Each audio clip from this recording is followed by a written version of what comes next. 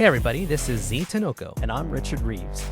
You're listening to Leading with Insight. Join us as we explore the latest trends, insights, and strategies for people who love leadership. Get ready to unlock your full potential and take your career to the next level. Welcome back to another exciting episode of Leading with Insight. Today, we'll go ahead and continue the conversation with personal branding and how you can use that to leverage and innovate and inspire your team. Z, have you ever thought about how your personal brand has innovated and inspired your or others around you, I guess I should say? Yeah. I mean, I think what we've been talking about so far in these episodes is, that's understand your strengths and what you bring to the table, and then just leaning into it. Have you ever done strength finders? Have you ever done any assessments? It's that self-awareness, self-discovery, and then just leaning into it, man. And then from there, like learning your team's strengths and what they bring to the table. And now, like any kind of superhero, right? Like Avengers and a Justice League, like now bringing it all together to get things done. And it's such a fun place and a work environment to be a part of. So 100%, man. I think it's definitely something we can lean in, especially as leaders. Very well said.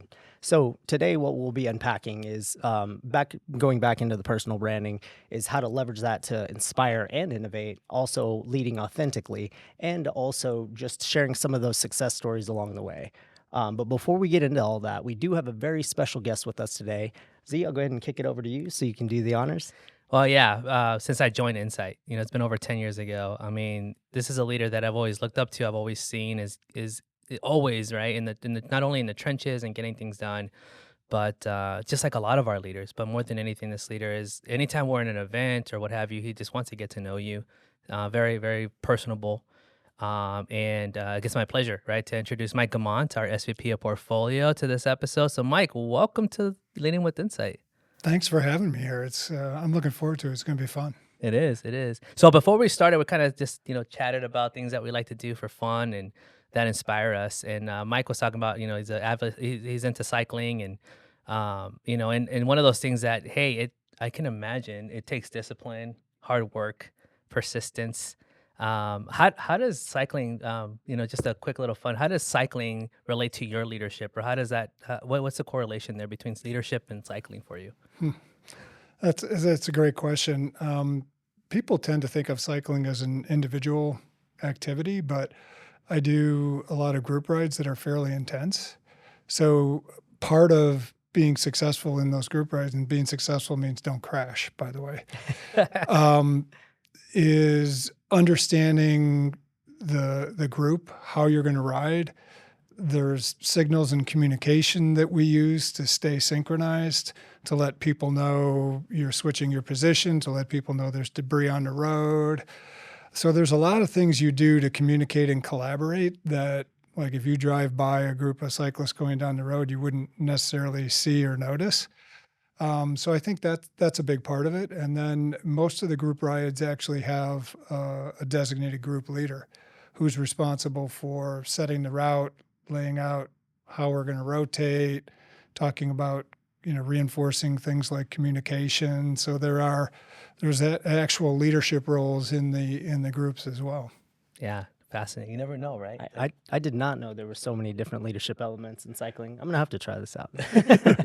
So before we move on to the first question, for those who don't know you and that are listening and watching us, can you tell us a little bit about yourself and your journey and what you do here for Insight? Yep. So I lead our portfolio team, as you said, and there's a couple of key building blocks to that. So we have portfolio leaders, and their charter is to leverage thought leadership to generate demand for our services and solutions in our top clients. They do that in 4 of our kind of top strategic growth areas. There's another team called Solution Engineering. So they work on scoping and crafting and delivering wins for our large, complex, multi-line of service deals. I coordinate the CTO organization, so they bring all the latest technologies to bear. And then we actually have an innovation team that is creating intellectual property or IP in the form of automation that makes our solutions more robust. Every time I hear what he does and what he leads, I'm like, I want to be a part of that team. Come on over. So I know I have a couple questions for you, so we'll kick it off with our first one. Yeah. So, just kind of going back to how your personal brand, and developing your team with that, are there any sort of, maybe success stories that you've kind of been around with different colleagues, how they've implemented their personal branding and it's really impacted and influenced their career?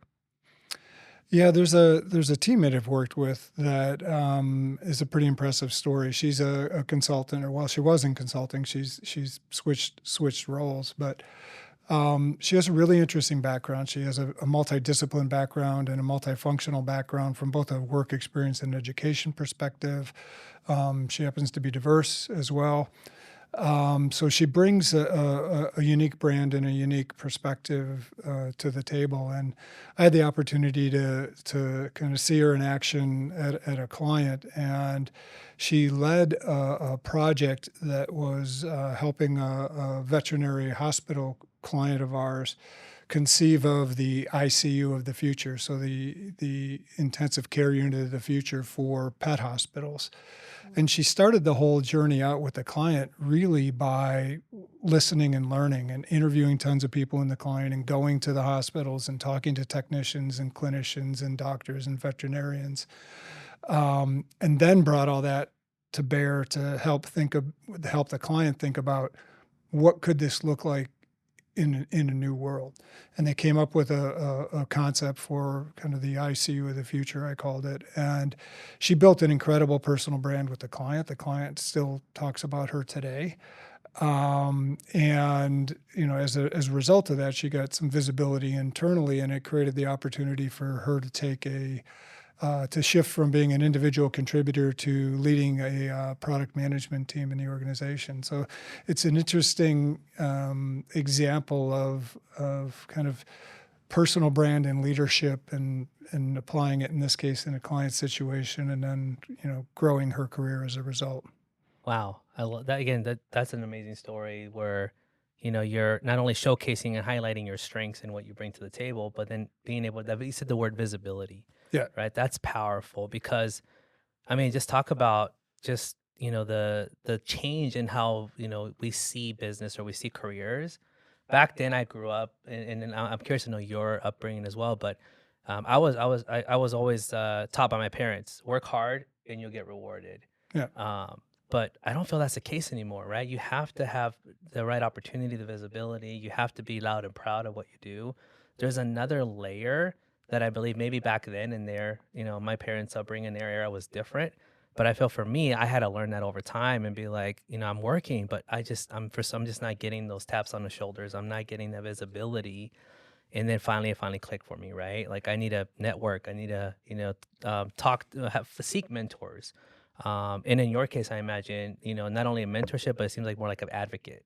Yeah. Somebody would be like, "Hey, I see what you're doing, and I want to showcase that or tell people about it." But what are your thoughts about, work hard and you'll get rewarded? Was that something that you also learn about? What are your thoughts on that? Absolutely. And if I didn't work hard, I'd get smacked upside of the head. I So think we're both shaking our head like I remember those days. yeah. Yeah. But I still believe in the long run, if you work hard, if you do what's Yeah. right for our clients and insight for our clients first and insight second, and whatever your organization is third and yourself fourth, in the long run, it will work out. You will get the right kind of visibility. That said, you're right as well. Visibility doesn't just happen. Sometimes it happens by accident, but you can't count on that. Yeah. So it is important to network. It is important to talk to your leadership and talk about, hey, how did I do in this? Right? Like I thought I did pretty well. I thought this went really well. I thought maybe this part I could have done a little better. Make sure you're understanding that and sharing those stories, and seek out mentors. Mentors, I happen to believe, is kind of personal. You have to hit it off with the person. The people have to trust each other Yeah. to be able to have the right kinds of conversations. You as a mentee, it's your job to go to the discussion with the mentor prepared and say, this is what I'd like to understand better or work on or learn or develop. Give me some feedback and some ideas.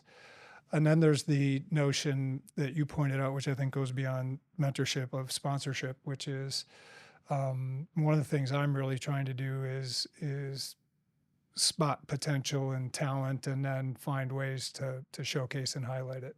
Yeah, that's that next level, right? Yeah. It's like not only am I mentoring somebody, but spotting, like taking that moment, and it's easier said than done. We can say it, but we're so busy. We get caught up in our day to day and everything else that it's really intentional. You have Yep. to be intentional Yep. about it. Yeah, my mind goes to sports analogies, right? You find different players, this one might be good at shooting, outside the perimeter, and this one might be good at, going in for layups. So you showcase those things, when they're available. Pass them the ball, let them highlight their, attributes and shoot the ball, make all the threes in the world, and go from there and hopefully develop your team. So that's Yeah, even the best players. I mean, now you open a whole another box, man. The best players, are, referred to as the goats, right? They can't do it alone. right. Yes, they're showcasing, they're highlighting, but just like any leader, you have a team, and everybody has a role to play to get you that championship. Because you could be the best player, but you're probably not going to win championships if you don't have everybody around to work and collaborate and For do sure, you things. won't. Right. And interesting thing, and you mentioned basketball. I happen to follow sports in that too. But if you look at a lot of the games where one of the big stars had a huge game and scored 50, 60 points, they often lose those games, Yeah, Yeah. right? So would they rather have 30 points and the team wins or 50 points and I set a personal record? Yeah, right. Yeah. Yeah, I mean, at the end of the day, like ultimately, it's that championship, right? Yeah. And I mean, you hear all these times these athletes that have done so, their personal stats are off the chain, but if they don't have that Yeah. ring is just like, dude, that's like the next level, right? That now, as a leader, you're now, hey, I can play with others. I know how to collaborate, work together, and highlight and all the things that are necessary. Yeah. Yeah. And leadership is, a lot like a team sport, right? You have to leverage those skills. You have to leverage people's opportunities, kind of give them the chance to develop and grow, give them the ball a couple of times. Maybe they're not quite there yet, but you can always still develop those skills. So, Yeah. and kind of just going back to the example that you gave us, with the whole personal brand and how that led itself to being so innovative, and really developing in that aspect. Something else that, it kind of goes hand in hand with leadership is, well, actually one of our 4 leadership commitments is inspire people. How can, our leaders continue to do that or even implement that and inspire and motivate their team? What will allow them to be able to do that, or what's a good play on that? Yeah, I think there's a few things I think about, when you want to inspire other people. One is authenticity. So just be who you are. Don't try to be somebody else. Um, Second is respect. And this is, you talked about how you were raised, and I was raised like you were, to work hard and it'll pay off. But I was also raised to just treat everybody with respect. Doesn't matter who they are. Inclusion. So we talked about, inclusion, and I happened to mention this person I was talking about was diverse, but part of the power of diversity is that you get diversity of thought, and that's what can lead to creativity.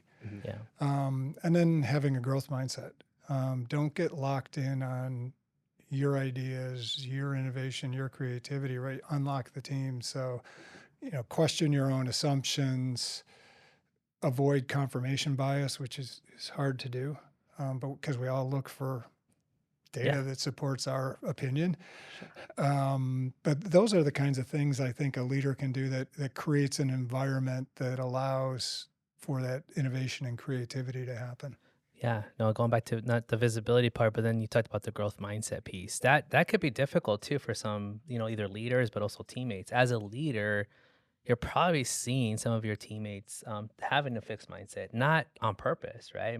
Unintentional, unconscious about it, or what have you.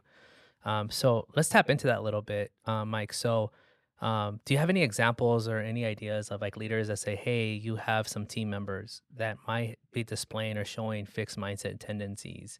How do you help them overcome that or get visibility to say, hey, let's think of it in a different way and not this way? Because a big part of fixed mindset is not taking risk, afraid of making mistakes, all the things that go along with it. And that hinders innovation. Yeah. So I think there's a a couple ways to address it. One is I think you actually have to have the one-on-one conversation with the teammate and the person on your team and say, this is what I'm seeing. And it's holding you back. And I think, you could be adding more value to the company and to the clients, by opening up your aperture a little. So part of it is making sure they're aware of it, right? So you owe it as a leader to have the conversation with the teammate to do that. And then I think the other way to do it is show them, right? So put them in a setting so where you bring in some people who have the growth mindset, get them operating in a team like that so that they begin to get comfortable with that and they see people who are challenging their assumptions, who are constantly learning new things or trying new things. Because you alluded to it, innovation and creativity can be risky, right? So if you're afraid to fail, you're not going to take a risk, you're not going to create, you're not going to innovate. It becomes a self-fulfilling prophecy, right? So you hone the current model, which, we need to hone our current models, make them more efficient, make them a better experience for our customers, make them more profitable for our company. Yeah. But all models wear out after time, right? So you have to make sure you're innovating and creating and adopting new things along the way. Yeah, no, definitely. I mean, that's probably the first step that a lot of leaders have a hard time is, being direct, giving honest feedback, but in a way that they know your intent, right? It's not to criticize you or to say you're horrible at this or what have you. It's more like, this is what I'm observing. And I love that you called that out. This is what I'm seeing. This is what I'm observing. And this is the consequence or the long term, the effect that it can have if it continues. If you want to continue to grow, develop, this is what here's some recommendations to showing is gonna help tremendously. So that's a great call. Have you ever been in a situation where maybe you've been in a fixed mindset and someone gave you some feedback or brought it to your awareness? Absolutely. Had the blinders on. Much to how Mike said, my leader pulled me to the side and said, hey, we need to work on X, Y, and Z. This is what I'm seeing. And light bulb moment, right? And you're like, oh, wow. Yeah, you're absolutely right. I'll go ahead and correct that. And, it was a simple conversation. It wasn't anything major. It was just like, okay, I can absolutely see it coming from that perspective. And I don't want it to be shown in a light like that. So let's go ahead and change some things. Let's open the aperture, as you said. So Yeah. Yeah, and it all comes. Then even take it the next. What we talked about for a lot of our episodes is, building that trust with your teammate, getting to know them. They know you, the authenticity, so they know that, hey, I'm a real person. Like, I'm here to help you. And once you build that feedback can be easily taken and received. If you don't have that interaction with you never talk to them, you rarely talk to them, and all of a sudden you're getting feedback, oh my gosh, they're going to think the word, they're going to think I'm in trouble. I did something wrong. Right. Because you never give me feedback. So I think it's important to add that layer too. Yeah. Well, and the authenticity of the leader is, I think, super critical in that situation. This is why I think it's so important to be authentic as a leader and be who you are. If I'm not authentic, I'm trying to be something I'm not, you're going to see through it. And you're not going to trust me because you're going to see that I'm trying to be something I'm not. So if you don't trust me, you're not going to listen to my feedback. I'm not going to take a risk on creation or creativity or innovation because I don't really know where the leader stands. So it's a critical element, and we're all authentic in different ways. There's not a recipe for that, in my view. There's not a secret? Yeah, there's not this profile that goes, here it is. If you don't fit this, you say these 5 things and you're authentic. Yeah. It's about as unauthentic as it People sniff gets. that out so easily, right? Like, we've met people that were like, yeah, that's there. We just know. And even maybe not in the beginning, people may look successful on the outside. They may speak successful and eloquent, but the more we get to meet them, we're like, yeah, no, that's not really them, right? Right. Yeah, And that's what I mean by people see through the lack of BS. authenticity. Yeah, exactly. Yeah. Well, Well, Joyce doesn't, she's really good by it. We see the knuckleheads, right? Yeah, Yeah. exactly, exactly. And that, that definitely lends itself to, your personal brand being authentic and showing that authenticity through your leadership.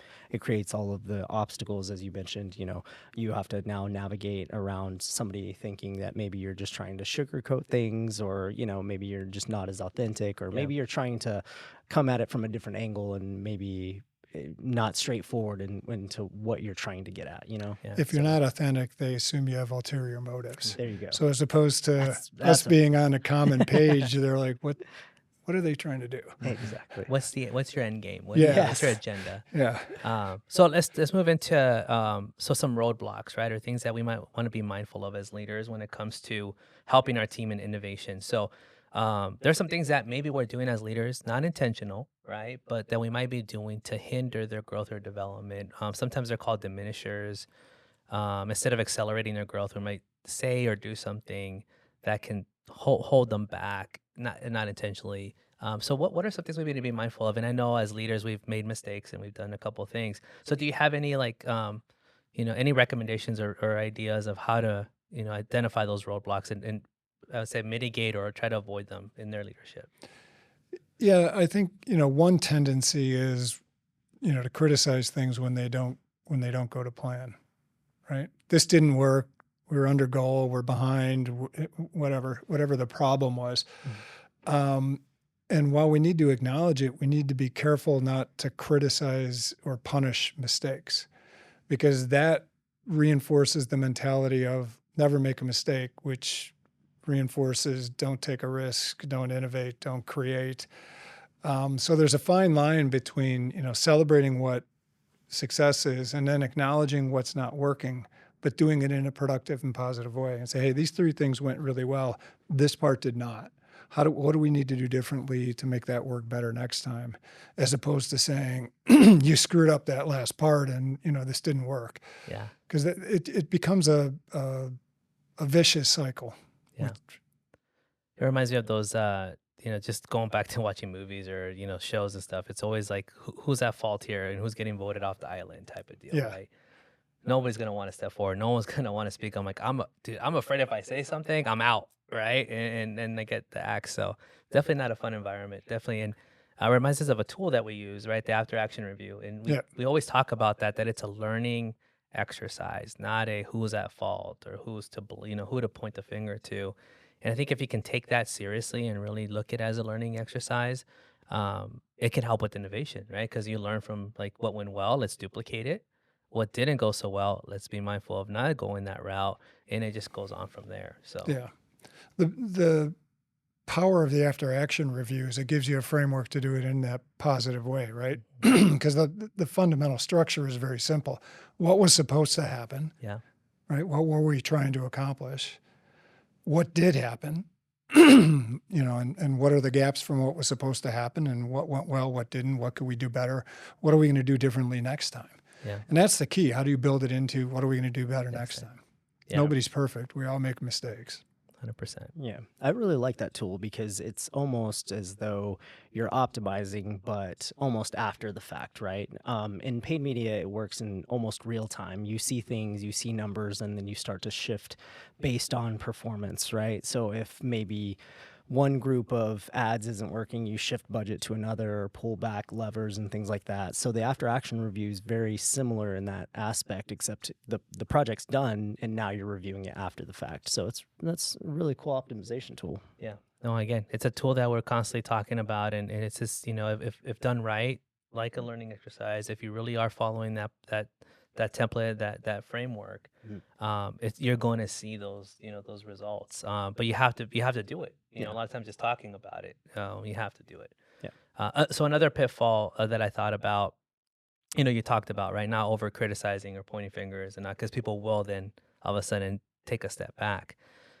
You talked earlier about, again, highlighting those teammates, those individuals to bring up their talents or highlight or really, what was the word you used? Advocate? No, what was it? Sponsor.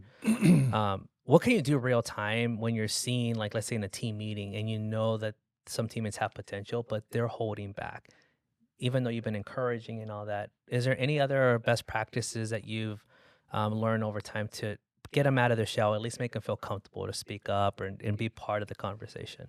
Yeah, I mean, first of all, again, you have to create the environment where people feel like they can have an open conversation, because if they don't, then it's really tough. But if you have somebody who's maybe holding back, or maybe they're introverted, right? A lot of times the introverted, quiet people have fantastic ideas. They're just not the one who's going to, I'm pretty extroverted, right? I'll just blurt my idea out. Yeah. But you invite them into the conversation and, literally go, Z, what do you think? And then I'll just wait. And I'll keep looking at it like going, I want to hear what you think. And, I don't let other people say, well, I think Z wants to do X or whatever. I'm like, no, I want to hear what Z has to think about this. Yeah. Right. And and do it in a non-threatening way. I'd really like to know how you think about this, or what's your perspective, or what do you see as the pros and cons? There's ways you can invite them into the conversation that, opens the door for that. I think that's very important too, because you have those teammates that are extrovert, that it comes natural and they just jump in. But I think to that level too is even providing them feedback, right? It's like, hey, I really value your engagement, your participation. But hey, can we be, I challenge you. I love the word challenge. For some reason, challenge just puts people in like, I'll challenge accepted, right? It's like, I want to challenge you in our meetings to kind of hold back or take a moment and let others and see if we can get their ideas. And by that, now you're giving them the opportunity to be mindful. But then even giving the feedback for the introverts or the folks that are thinking like, hey, during our meeting, I'm going to call on you, give them a heads up, or even afterwards, hey, thank you for participating. I really valued the insight you gave me. I want to hear more of that, right? That was and then maybe that'll encourage them, right? So I learned to think, well, I don't even know if this is true or not, but it works, so I'm going to use it. But that you're familiar with the Quakers, like Quaker oat, Quaker oatmeal, right? Like Quaker oats. What I heard is that the term Quaker came from the notion that you should feel so compelling about what you have to say that you're quaking before you say anything. So in other words, don't say anything until you're so compelled to do so that you're quaking. Right. So for people like Z, I know you a little bit, right? You're kind of like me. You're extroverted. You're not afraid to engage. It's like we almost have to take the reverse course and say, I'm going to shut up and try and listen and hear other people instead of just put my ideas on the table and create the space for someone. Maybe Rich is an introvert and less likely, but he will. But if you and I are just going back and forth, the introvert's not going to jump in the middle. Yeah, no, I agree. Yeah, and it gets to that point where like, why am I even going to participate? They got it. They're always going to jump in. Exactly. Yeah, so kind of creating that environment. I love that word environment, where we're in a position where we know, hey, like I can easily jump in. Even that's the hardest part, I think, is that we're uncomfortable with silence. Yep. But we have to be comfortable with silence, because that's where those those creative minds, those thoughtful teammates that are just have a great idea. Now we give them that space because we toned it down. Exactly. Yeah. So you wanted to work for Mike because of all the cool things he does. I want to work for Mike because of his leadership style. So. Now we're fighting for Mike. Right? No, but really great insights here today. Mike, is there any final thoughts that you want to share with our listeners today? No, I think I guess one other thought that struck me when we were conversing back and forth before this. I thought about innovation and creativity, and I used to do this years ago, because a lot of times people think, well, I'm not very innovative or I'm not very creative. So I used to do this exercise where I would like ask people, go around the room and think of the most creative people. Who are they? And you would invariably hear things like artists, musicians, those kinds of things. But the other thing you would almost always hear is children. Right? Children are very creative. So it'd be like, awesome. How many people here were at one time a child? Right? So my whole point was you don't have to be an artist or a musician to be creative and innovative. You just have to get a little bit childlike, right? Which is what children are typically in a growth mindset, maybe too much of the time, all the time. They assume away reality. They don't hold a lot of history and baggage and things that they're bringing with them. So kind of just getting yourself back into that that mindset, right? Like be a kid for a while when you want to be innovative and creative. That's a mic drop because I mean you're tapping into somebody who I can't loves drop this. It's on a really heavy stand. It's a heavy mic. Yeah. Don't. It's gonna. But I'm a big improv guy. I love improv, and that's really going. You got to tap into that child mindset of just playing, create something out of nothing. Yeah. And that's innovation, right? And they don't care if it's silly or stupid. Yeah. That's where some of the best ideas come from. Yeah. And it's interesting growing up, how many times when, that moment in our life when we stopped that is when we got criticized. Yeah. When someone said, that's dumb. Why would you think that? Don't be a kid anymore. And usually it happens in that middle age to like teenage years. We're like, what are you're playing with that? Or what are you doing? And then you start to hold back, and that's where we start to lose And it. it gets trained out of you. Yeah. Right? Yeah. Your parents say, grow up. Yeah. Your teacher says, stay within the lines, ... Right? Yeah. And those are all the things that hinders that growth ability. exactly. Yeah. Wow. Absolutely. I mean, what a good fun one. So, I mean, we learned a lot. It is definitely one of those great discussions. So, Mike, thank you for spending time with us and just having a casual being authentic and being yourself, having a conversation with us. And, again, those listening, I hope you took a lot of good notes and tidbits, and we look forward to future episodes and future discussions with a lot of our leaders. Yeah, absolutely. And if you enjoyed this episode, please be sure to like, follow, and subscribe so you know when we drop the latest content. And thank you again. And until next time, thanks for leading with insight.